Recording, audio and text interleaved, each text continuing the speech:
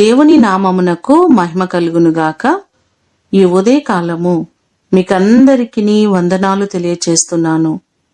ఈ దినము మిమ్ములను బలపరచు దేవుని మాట. నా ప్రభువా యెహోవా, నా నిరీక్షణాస్పదము నీవే. కీర్తనలు 71వ కీర్తన 5వ చరణం.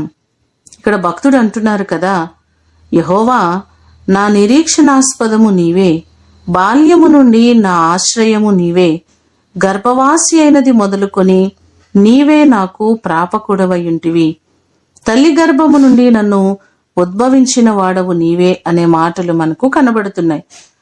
నిరీక్షణకు ఆధారము లేని పరిస్థితులలో మనము దేవుని యందు నిరీక్షణ కలిగి ఉన్నట్లయితే ఆయన మనకు ఆశ్రయముగా ఉండి ఆధారముగా ఉండి ఆయన మనకు సహాయము చేస్తారు. ఎన్నోసార్లు నిరీక్షణ లేక దేవుని యందు నమ్మిక ఉంచలేక ఎన్నో కార్యములను మనము పొందుకోలేకపోతున్నాం. అబ్రహాము నిరీక్షణకు ఆధారము లేనప్పుడు, అవకాశము లేని పరిస్థితులలో కూడా దేవుని నమ్మి దేవుని ద్వారా గొప్ప కార్యాలను పొందుకున్నారు.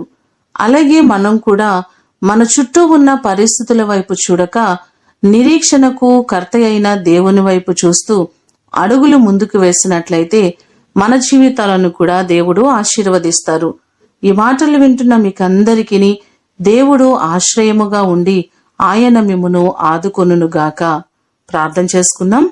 పరలోకమందున్న మా తండ్రి, మీ పాదములకు వందనాలు, స్తోత్రాలు. మా ఆశ్రయము, మా ఆధారము, నిరీక్షణాస్పదము మీరే ప్రభువా. నీ కృపతో మా ప్రియులెల్లరినీ జ్ఞాపకం చేసుకోండి. ప్రతి వారికి నీ కృపాక్షేమములు తోడుగా ఉంచమని యేసు అతి ఘనమైన నామమున అడిగి వేడుకొని పొందియున్నాము తండ్రి. ఆమేన్. దేవుడు మిమ్ములను దీవించునుగాక.